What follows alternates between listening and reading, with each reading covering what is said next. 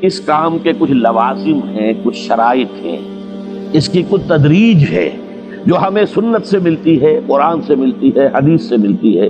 تو میں اس کام کے ضمن میں اس کی وہ تدریجی مراحل اور اس کے لوازم اور اس کی شرائط بیان کرنا چاہتا ہوں۔ سب سے پہلی شرط اول، وہ فارسی کا شعر مجھے یاد آیا کہ در رہے منزل لیلا کے خطر ہاش بسے، شرط اول قدمی نس کے مجنوں باشی۔ پہلی شرط یہ کہ مجنوں بنو۔ تو یہاں کا پہلی شرط کیا ہے؟ پہلے صاحب ایمان بنو، ایمان تمہارے دلوں میں ہو۔ یا ایھا الذین آمنوا آمنوا باللہ ورسولہ، یعنی ایک ایمان تو تمہیں حاصل ہے، اقرار باللسان، وہ تو تمہیں والدین سے مل گیا، عقیدہ تمہارا ہے، متوارث جو ہے تم عقیدے کو مانتے ہو، لیکن دلی یقین والا ایمان حاصل کرو۔ اصل میں اس کے بعد گاڑی چلتی ہے، اس کے بعد جو ہے نتائج نکلتے چلے جائیں گے، لیکن اگر وہاں ایمان کی کمزوری ہے تب اوپر سے کوششیں کریں گے، نتیجہ نہیں نکلے گا، آگے ہم بڑھ نہیں سکیں گے، ہمارے جو جد و جہد ہے وہ کامیابی سے ہمکنار نہیں ہوگی۔ اس جیسے ہی ہے جیسے ہم درخت لگانا چاہ رہے ہیں جس کی جڑ ہی نہیں ہے، آپ زمین کھود کر درخت جو اس کے اندر گاڑ دیں گے تو زمین تو نہیں پکڑے گی اس کو، وہ تو نیچے سے جڑ ہو اور پھر درخت جو ہے اس سے ابھرے، تو وہ ہوتا ہے کہ جس کے لیے یوں سمجھیے سرسبز درخت بنے گا۔ اس حوالے سے سب سے پہلا قدم کیا ہے؟ ہم اپنے گریبانوں میں جھانکیں، اپنے دلوں کو ٹٹولیں، وہ یقین والا ایمان ہے یا نہیں؟ اگر ہے تو اللہ کا شکر ادا کیجیے، تہنیت، مبارکباد، اور نہیں ہے تو پہلا کام یہ ہے کہ اے ایمان کے دعوے دارو، ایمان لاؤ جیسے کہ ایمان کا حق ہے۔ یقین اللہ کی ذات پر، اس کی صفات کمال پر، یقین مرنے کے بعد اٹھنے پر، بعث بعد الموت اور حساب کتاب، یوم حشر اور جنت اور دوزخ کا یقین، فرشتوں کا یقین، وحی کا یقین، قرآن کا یقین، کتابوں کا یقین، نبیوں اور رسولوں کا یقین، اور محمد الرسول اللہ کا یقین صلی اللہ علیہ وسلم کہ آپ آخری اور کامل رسول ہیں اللہ تعالیٰ کے، خاتم النبیین بھی ہیں اور آخر المرسلین بھی صلی اللہ علیہ وسلم۔ یہ یقین پہلے پیدا ہونا چاہیے۔ تو اب ظاہر بات ہے کہ جب میں نے یہ بات اتنی بڑی کہی ہے تو پھر مجھے یہ بھی بتانا چاہیے یقین کہاں سے ملے گا، کون سی دکان ہے، سپر مارکیٹ کوئی ہے جہاں پر کہ یہ جنس بکتی ہو؟ پہلی بات تو یہ ہے کہ اس کے لیے آسان ترین طریقہ کیا ہے؟ صاحب ایمان کی صحبت اختیار کرو۔ جیسے آپ بھٹی کے آگے بیٹھیں گے تو حرارت پہنچ جائے گی، آپ برف کی سل کے قریب بیٹھے ہوں گے ٹھنڈک پہنچ جائے گی۔ اگر صاحب ایمان ہے، کسی کے دل میں یقین والی بھٹی دہک رہی ہے، تو اس کے قرب سے آپ کے اندر بھی یقین پیدا ہو جائے گا۔ دوسرا طریقہ یہ ہے کہ شریعت کے احکام پر عمل کیے جاؤ، کیے جاؤ، کیے جاؤ، کیے جاؤ، اس عمل سے بھی یقین پیدا ہوتا ہے۔ یہ دو طرفہ معاملہ ہے، یقین سے عمل پیدا ہوتا ہے اور عمل سے یقین پیدا ہوتا ہے۔ جیسے آپ کہتے ہیں وشس سرکل، وہ بری شے ہوتی ہے کہ ایک چیز ہے بڑھ گئی تو پھر اس کے اور خرابی بڑھ گئی، اس سے پھر وہ پہلی خرابی اور بڑھ گئی، پھر وہ اس سے اور خرابی بڑھتی چلی گئی۔ جیسے پیچ آپ کہتے ہیں ہر چکر کے ساتھ وہ پیچ آگے بڑھتا جاتا ہے، اسی طریقے سے بھلائی کا بھی ایک سرکل ہے۔ ایک نیکی آپ کریں گے آپ میں ایمان پیدا ہوگا، اب آپ زیادہ نیکی کریں گے تو اب اور زیادہ ایمان پیدا ہوگا، تو یہ دو طرفہ سرکل ہے۔ اور تیسری بات جو ہے، خاص طور پر فہیم، ذہین، انٹلیکچوئل لوگ، سمجھدار لوگ، اور آج کی دنیا آپ کو معلوم ہے کہ ہمارے نوجوان طبقے میں بہت بڑی تعداد اور بہت سمجھدار لوگوں کی ہے، اس لیے کہ ان کی معلومات کا دائرہ بڑا وسیع ہو گیا ہے۔ جدید دنیا میں جو علوم ہے ان کا ایکسپلوژن ہے، دھماکہ ہو گیا، اتنے علوم پھیل گئے اور اس کے اثرات ہیں۔ اخبار بین لوگ بھی جو ہیں وہ بھی ایک طرح سے ہر ایک ان میں سے فلسفی ہوتا ہے، آپ اس سے ذرا بات کر کے دیکھیے، وہ اپنے فلسفے بگاڑے گا، اپنی رائے دے گا، معلوم ہوتا ہے کہ شاید سب سے بڑا سیاسی تجزیہ نگار یہی ہے۔ لہذا وہ لوگ کہتے ہیں کہ ہمیں تو وہ بات بتاؤ جو ہماری عقل کو بھی اپیل کرے۔ یہ جو معاملہ ہے وہ ایمان جو عقل کو بھی اپیل کرے، اس کی سورس صرف ایک ہے اور وہ قرآن حکیم ہے۔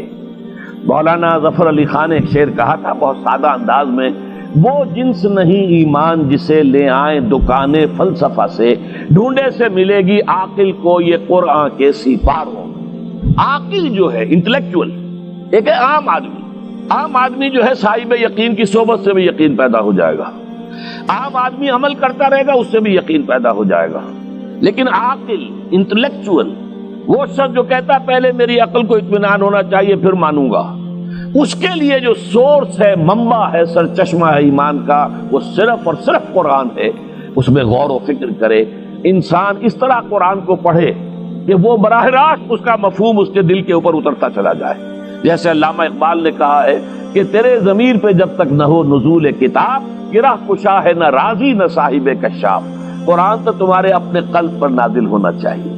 اور یہ اصل میں ان کے والد نے کہا تھا ان سے، بالکل بچپن میں۔ علامہ اقبال چھوٹے سے بچے تھے، ان کے والد تھے ذرا صوفی منش آدمی تھے، وہ شیخ نور محمد۔ وہ آئے فجر کی نماز مسجد سے پڑھ کر آئے تو دیکھا کہ اقبال جو ہے بچہ وہ قرآن پڑھ رہا بیٹھا ہوا۔ اس نے کہا والد نے کہ بیٹے تم یہ قرآن کیسے پڑھتے ہو؟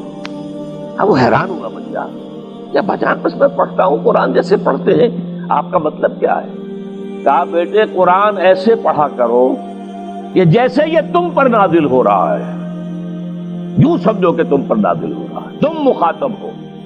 اب اس چیز کو انہوں نے اپنے اس شعر میں ادا کیا، تیرے ضمیر پہ جب تک نہ ہو نزول کتاب، گرہ کشا ہے نہ راضی نہ صاحب کشاف۔ جیسے یہ قرآن قلب محمد پر نازل ہوا تھا، فَإِنَّهُ نَزَّلَهُ عَلَىٰ قَلْبِكَ،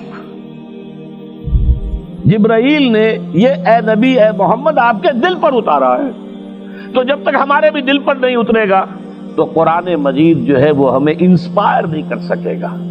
ترجمہ آپ پڑھیں گے، کچھ آپ کو معلوم ہو گیا اس کا مطلب یہ ہے، تفسیر پڑھا، اچھا جی ٹھیک ہے فلاں مفسر نے یہ لکھا ہے، فلاں نے یہ لکھا ہے، یہ معلومات تو مل جائیں گی، لیکن وہ اندر سے جو موٹیویشن ہوتی ہے، اندر سے جو جذبہ ابھرتا ہے، اندر سے جو ایمان جو ہے ایک چشمے کی طرح قلب کی گہرائیوں سے ابلتا ہے، وہ نہیں ہوگا۔ وہ اسی وقت ہوتا ہے کہ جب وہ انٹلیکچوئل آدمی جو ہے وہ کم سے کم اتنی تکلیف ضرور کرے کہ اتنی عربی سیکھ لے کہ عربی جو ہے قرآن مجید اس کے براہ راست قلب پر نازل ہو سکے، وہ ترجمہ نہ دیکھے۔ اب ایک آیت پڑھی پھر ترجمہ دیکھا، پھر دیکھا اس میں نمبر 11 لکھا ہوا ہے، حاشیہ میں جا کر دیکھا نمبر 11 یہاں ہے، وہ دیکھا، تسلسل تو ٹوٹ گیا۔ اب وہ بات نہیں رہی۔ اور ترجمہ جو ہے وہ سبھی جانتے ہیں، دنیا میں ہر بچہ بھی سمجھ لے گا کہ غالب کا کوئی شعر ہو اور وہ آدمی پڑھ کے جھوم جاتا ہے کہ کیا بات کہی، اسی کا انگریزی میں ترجمہ کر دیجیے، اب اس میں کچھ بھی نہیں۔ آپ نے مفہوم تو بیان کر دیا انگریزی میں، لیکن جو تاثیر ہے اس غالب کے شعر کی وہ انگریزی میں منتقل نہیں ہو سکتی۔ تو قرآن مجید کا کچھ نہ کچھ مفہوم تو ترجمے سے معلوم ہو جائے گا، قرآن کی تاثیر ترجمے سے نہیں حاصل ہو سکتی، تفسیر سے نہیں حاصل ہو سکتی۔ اسی لیے دو سب سے بڑی تفسیروں کا ذکر علامہ اقبال نے کیا ہے کہ گرہ کشا ہے نہ رازی، نہ امام رازی کی تفسیر کبیر سے تمہیں فائدہ ہوگا اور نہ امام زمخشری کی کشاف سے ہوگا، جب تک کہ تمہارے اپنے دل پر قرآن نہ اترے۔ اور اس کے لیے لازم ہے کم سے کم یہ کہ اتنی عربی انسان سیکھ لے کہ بیریئر نہ ہو ٹرانسلیشن کا، کوئی پردہ حائل نہ ہو درمیان میں، تسلسل نہ ٹوٹے، آپ براہ راست پڑھ رہے ہیں اور براہ راست اس کا مفہوم آپ کے قلب پر نازل ہو رہا ہے۔ تو پہلا سٹیپ جو میں نے ان 3 آیتوں پر اضافی آیت سورہ نساء کی آپ کے سامنے رکھی، ہم میں سے ہر شخص کا پہلا کام یہ ہے کہ وہ یقین والا ایمان حاصل کرے۔ عام آدمی کے لیے صاحب یقین کی صحبت بھی مفید، عام آدمی کے لیے عمل سے بھی یقین پیدا ہوتا ہے، لیکن انٹلیکچوئل کے لیے، ذہین کے لیے، فہیم انسان کے لیے، انٹیلیجنسیا جسے آپ کہتے ہیں، اس کے لیے لازم ہے کہ وہ قرآن مجید کی گہرائیوں میں غوطہ زنی کرے اور قرآن اس کے اپنے قلب کے اوپر نازل ہو تو کہیں جا کر وہ قرآن کو سمجھے گا۔ چنانچہ علامہ اقبالی کا ایک اور شعر میرے ذہن میں آیا ہے، وہ میں آپ کو سنا دوں۔ ہم یہ سمجھتے ہیں کہ عرب تو ان کی اپنی زبان ہے، لہذا وہ تو قرآن مجید کو سمجھتے ہی ہوں گے، لیکن بسا اوقات ایسا بھی ہوتا ہے اگر دل پر حجاب آئے ہوئے ہوں تو قرآن مجید کے سمجھنے سے بھی کچھ حاصل نہیں ہوتا، دل پر حجاب ہے۔ یہی وجہ ہے تو عرب ہو یا عجم ہو، تیرا دل نہ دے گواہی، لغت غریب یہ قرآن مجید جو ہے، تو عجم ہو یا عرب ہو، یہ قرآن مجید تیرے لیے لغت غریب رہے گا جب تک کہ تیرا دل گواہی نہیں دیتا۔ تو ایک تو طلب ہدایت ہو انسان کے اندر، اور دوسرے یہ کہ قرآن مجید کو براہ راست نازل ہونے کا موقع ملے قلب کے اوپر، تو ایمان یقین والا حاصل ہوگا۔